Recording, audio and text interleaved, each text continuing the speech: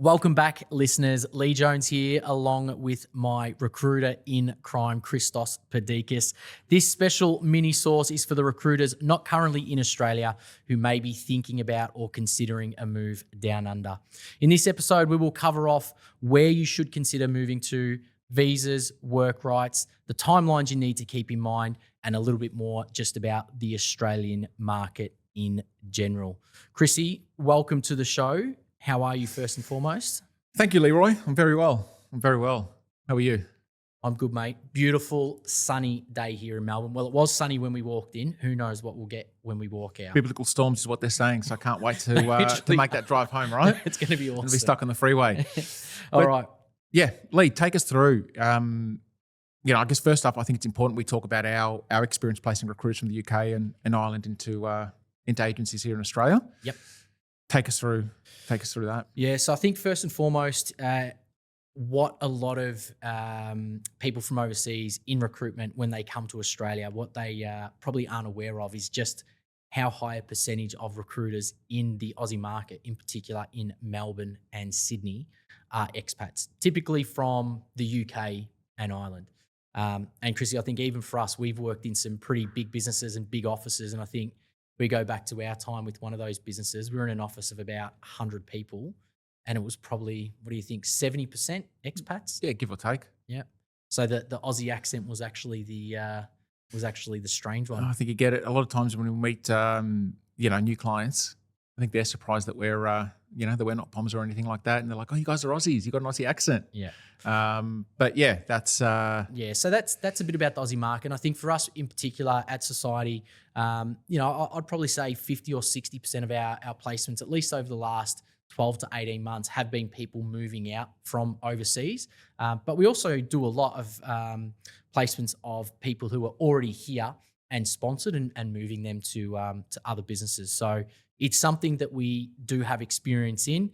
I guess just a little asterisk besides that, when it does come to visas and work rights, we are recruiters. We're not lawyers. We're not immigration agents. So we do recommend you speak to a professional, but we can certainly give you some insights to this stuff today. Absolutely. Take us through. So one thing we get asked all the time, right? When we're speaking or initially speaking to recruiters based overseas, what's the market like in Australia? What's recruitment like? What are some of the similarities, or differences for that matter, between us and the UK? Yeah. Well, I've never worked in the UK, but obviously we work with a lot of people who do. And I think for the most part, it's pretty similar. Like the way recruitment is done out here in terms of process is pretty similar. I think probably the only main difference is perhaps in Australia, maybe it's because it's not as competitive as perhaps the places like the UK.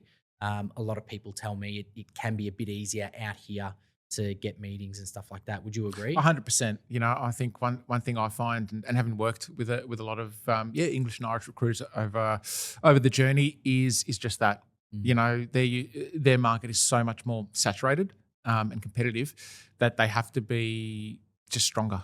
Yep. Right. To survive, for want of a better term. And what you find a lot of times is, I think, and again, I've never worked in the UK, so I don't know if this is true.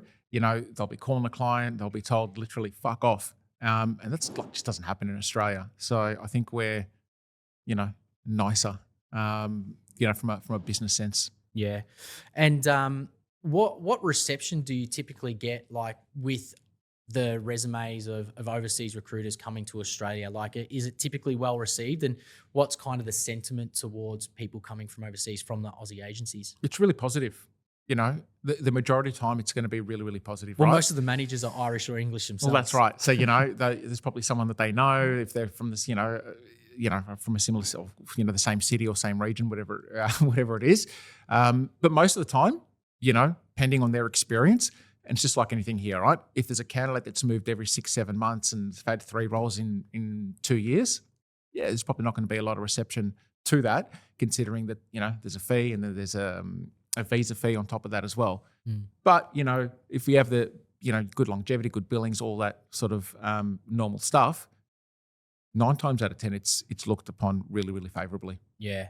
Yeah, I think there is a perception that because the UK market is so competitive that recruiters over there have to typically work a bit harder to bill. And I think there's, it's a bit more, I don't know if this is the right word, but maybe a bit more ruthless in the UK that if you're not performing, you're gone. Whereas perhaps in Australia, I think companies give people a bit longer to try and get up and running. But yeah.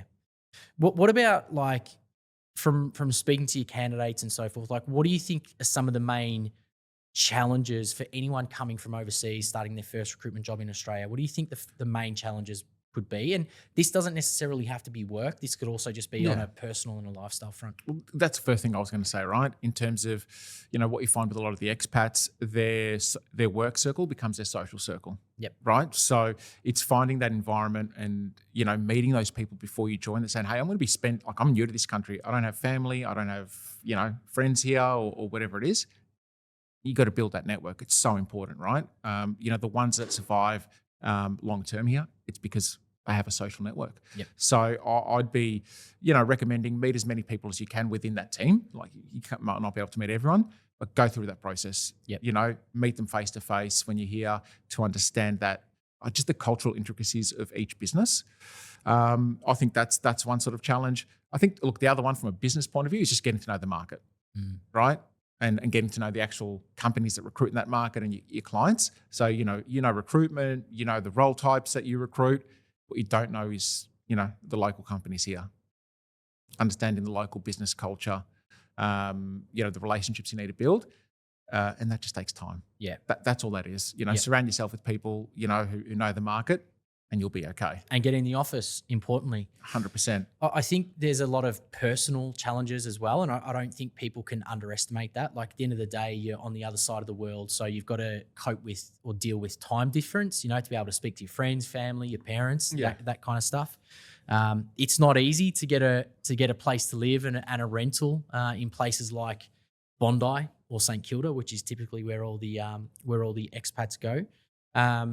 And for a lot of people, it's the furthest they've been from home and the longest they've been away from home. So I think, don't underestimate how that the personal challenges can also affect the work stuff. So you got to keep that in mind. Absolutely. Well. I think it's that first couple of months are the most stressful, right? Because you've got a nice place to live, your tax file number, your superannuation, your bank, and just call it your life admin, especially in a country that you don't know and it's a lot of time on hold, right? So with all these various sort of government services and that you need to, get across. Cool. All right, let's talk about locations and cities. What some people may not be aware of is that something like 90% of Australia's population is spread across 4 or 5 cities, right? So, realistically, from a recruitment perspective, where we see most people going, probably Sydney is the one that most pick, followed by Melbourne, and then probably evenly split across Brisbane, Perth, and the Gold Coast. But let's talk maybe just about each one separately, some of the pros and cons and what we're seeing trend-wise with some of these businesses. Yeah, well, we'll start with Sydney, right? That's probably the most in demand, most popular from, the UK and Irish recruiters, and why not, right? Sydney is that Australian lifestyle, right? Good weather. It's a major city, right? So it's our major hub in terms of where the work is. So there's a lot to do in Sydney. Yep. You'll have better weather as well, especially if you're coming over from the UK. The biggest challenge, I think, for Sydney is it's expensive. Yep. Sydney is by far the most expensive city to live in Australia. Yep. Without doubt. So that cost of living, from your rent, your groceries and everything else, it's going to be high. Yep. So that's what I'd say the challenge. The positive is there's a lot of work there. You're not going to struggle to find a job in Sydney just with the amount of agencies that are in New South Wales. And that's agencies across all sectors, whether you're HR, accounting, healthcare, whatever. 100%, right? There's plenty of work there. Yeah, so and a lot of head office, the majority of head offices for agencies are either Sydney or Melbourne, right? Yep. For the larger national players. So as I said, you've got a lot of opportunity to find an agency that suits you. Yeah. Let's talk about Melbourne, our hometown, and where we are right now. We're obviously a little bit biased, although we were in Sydney a couple of weeks ago and we're admiring some of the lifestyle things up there. But look, I think Melbourne, from a size perspective, is pretty similar to is pretty similar to Sydney. So from a work perspective, there's still plenty of options for you. Beaches and the weather probably aren't as nice. But I think, I guess what Melbourne always gets talked up about is things like sport, food, entertainment, I guess the cultural elements. Probably the main negative point would just be the weather, like literally 4 seasons in one day. I can't emphasize that enough. And, a lot of the people that even a lot of our friends have moved north, right? Purely because of the weather. But Melbourne's a really good option and probably where is the second most, I guess, place where people pick. Yeah, that's right. And then, look, if we start with say with Brisbane, definitely, I guess seeing more and more people move there. Good lifestyle, good weather. Obviously, it's a lot warmer. It's a decent sized city, but it's growing, right? Especially with investments and the government spending around the Brisbane 2032 Olympics. Yeah, 2032, isn't it? I think so. Yeah. So the city's effectively booming, right? Which means it's a good opportunity for recruiters to go over there and make some good money. Yeah, I think Brizzy is. You've worked in Brizzy. Yeah, I lived and worked in Brizzy for about 12 months, going back a few years ago now. But yeah, look, certainly that would be somewhere where I would consider. I think that in addition to what you've said, it is really candidate short from a recruitment perspective. So there's some good desks up there and some good money from a recruitment perspective. I think if you go north, you've got Noosa and the Sunshine Coast pretty close. If you go south, you've got the Gold Coast, and you go a little bit further and you can go to Byron as well. Yeah. So I think you take those things into place. I think a lot of people look at it more as kind of like maybe if you had family and kids, it would be absolutely, amazing. If you were, a bit younger and single, would Sydney or Melbourne be a better option? Probably. But there's trade-offs, and I think, Brizzy's a cracker. While we're in that part of the world, let's talk about Gold Coast, because I think a lot of people look at Gold Coast and think, I would love to live there. Yeah. But it does have its challenges from a work front. Starting on the positives, maybe the more positive of us two, Lee, I think the thing with the Gold Coast is, it's, mate, the weather, the lifestyle, it's unmatched in Australia, right? Yep. The challenge though is there's not a lot of agencies in Gold Coast, right? And Gold Coast to Brisbane, for those that don't know, it's probably a 90-minute drive? I think in traffic, it can be, and maybe it's just like bumper to bumper. Yeah, right. And it's just not realistic, right? To be doing that every single day, especially if you're new to the country, chances are you're not going to have transport. While I've got you there, Chrissy, I'll look it up, but it's not that far. But as I said, the traffic is hard, and I think I get it all the time where people will say to me, I'm going to be living on the Gold Coast and I'm happy to commute into Brisbane. And that's all good if you're willing to do it. But reality is a lot of agencies who are Brisbane based are not really interested in people that live down that way, because they know that getting into the office every day, it's a real pain in the backside. Yeah. And they know that people get sick of it pretty quick. I think if you look at the agencies on the Gold Coast, they're starting to be like more and more pop up, but there's a lot more of the blue collar stuff than perhaps the white collar professional. Yeah. Let's look at the last one on the grid. And look, I know we're not talking about Adelaide today. I'm sorry, but we just don't get too many asking about Adelaide. But let's look at Perth, because we're starting to get a lot of people go to Perth, and Perth has a history of having a lot of Brits from absolutely, absolutely. And I think just from a lifestyle perspective, right? Perth, it's not the biggest city. But, there's a lot of money in Perth, right? Through mining, resources, oil, gas, that sort of stuff, right? Too. A lot of sharks, right? So you don't go swimming in the beaches or don't go too deep. But now, look, obviously, lifestyle weather's great, but it's that access to Asia as well, right? Yeah, I think it's only like 3 or 4 hours flight to Bali. Yeah, so it's not far at all, right? Whereas, if you're coming to Australia, yes, you're obviously coming to work, but you're going to be doing some traveling, and that ability to go into Southeast Asia, is pretty good. I think that's pretty good, but at the same time, Perth is also Perth's beautiful, and there's some nice regions, in Perth, like when you go south to Margaret River and whatever else. But it's also very isolated. I think the distance from Perth to Melbourne is pretty much the same as Portugal to Russia. Really? Yeah, wow. People underestimate how far that is. I think Melbourne to Perth's about a 3 or 4 hour flight, and it's two time zones away. So you are really, really isolated. And from a work perspective, there's plenty of options out there. but there's way more options on the East Coast. Yeah. My only recommendation for anyone going to Perth would be you have to be really open with your options because there's just not going to be as many as Melbourne or Sydney. Yep, agree. All right, Christos, let's talk briefly about visas and work rights. Now, as I said at the top of this show, we are not legal experts around this stuff. So please make sure you speak to a professional. But let's just, I guess, quickly let people know what kind of experience they need to know for to qualify for a visa. Yeah. There's two pathways, right? Or two ways to qualify for a visa. Firstly, you'd come into the country on your working holiday visa if you're under 35.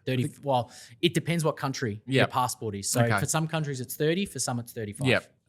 So you obviously check that on the Australian immigration website, and that you pay for yourself, doesn't cost too much, and that gives you the right to start working pretty much immediately. But you're only allowed to work for one, say in this instance, agency for 6 months at a time. And typically, what happens is you start working in that agency rather. Things going well, you like them, they like you. The agency will sponsor you and put you on what's called the 482 visa. And what do you need to have to qualify for the 482? So in order to qualify, you need either one or two things. You need to either have 2 years experience in recruitment and a university degree. If you don't have a university degree, you need 5 years experience. Yep. Right? So, we get some people who come over and they've got maybe just under that 2-year threat. They've got their degree, but they've got just under 2 years. They might have, 20 months or something, whatever. Yep. That's still fine. Yep. Because the 6 months you do on your working holiday visa counts to your overall 2 years or 5 years. That's right. That's right. But I think, look, one thing to point out on that, for a lot of agencies, if they are looking to hire someone from overseas, obviously the more experience you have, the better, right? Yeah. If you've got 18 months experience, sure, look, you're not going to struggle to get a role, but it might be a little bit tougher, compared to someone who's got 3, 4, 5 years experience. Yeah. So, look, our advice is do your own research and check up about qualification for visas, but that's just a bit of a summary as to how it works. Excellent. Talk us through, timelines. Yep. Because I think a lot of people think, there's probably 2 camps, right? There's one that says, I've got to start speaking to someone a year before I get out here. And there's the other said, I'll just leave it till when I get there. What do you think? What's the sort of ideal? I always think you want to be as prepared and planned as possible. So I would say if it is even just the thought you are having, reach out to us, right? I think that the sooner you speak to us and we can give you some advice on some of the stuff you can do to prepare before you get out here, we can also answer any questions. But, I think for us, typically what we want to do is we want to try and have our candidates interviewing with agencies kind of maybe 3 to 4 months out from their arrival is ideal. And in an ideal situation, you'd meet us virtually. We would get some interviews happening virtually with our clients for you while you're still in your home country. Just means normally with time difference, it means you're going to be doing them very early in the morning or very late at night.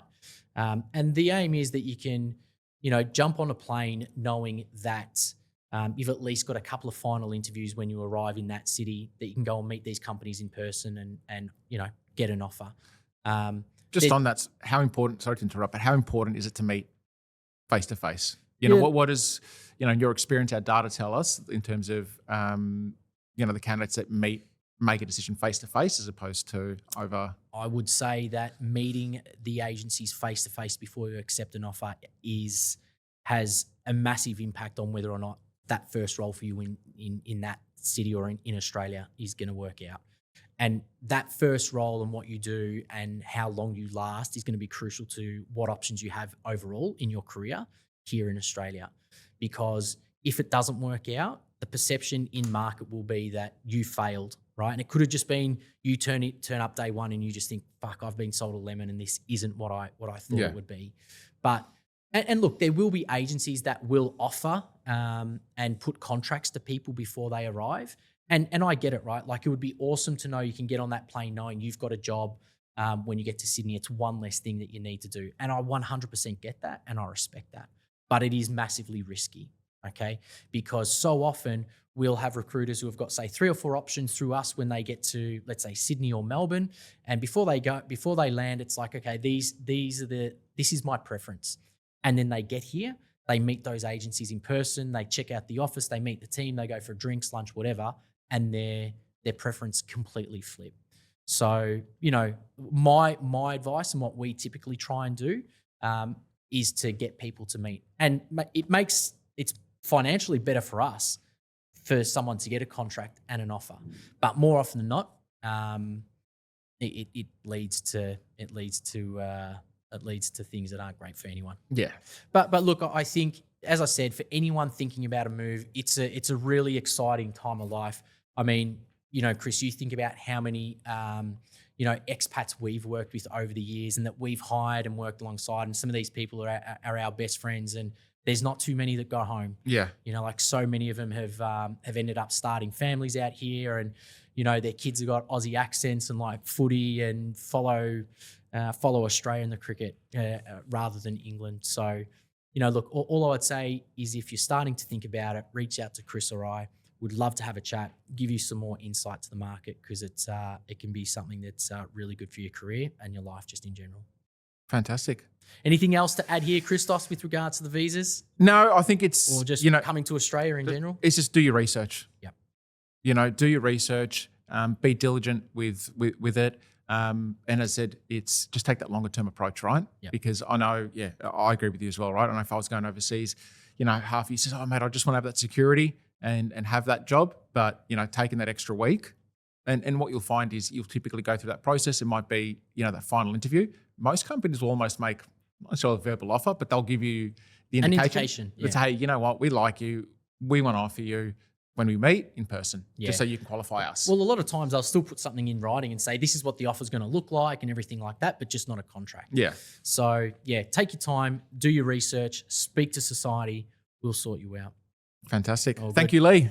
Thank you, Christos. Another episode of The Special Sauce, done and dusted. As always, if you've got any questions, you want to know more about anything we've covered today, reach out to Chris or me, LinkedIn, email, phone, we're there.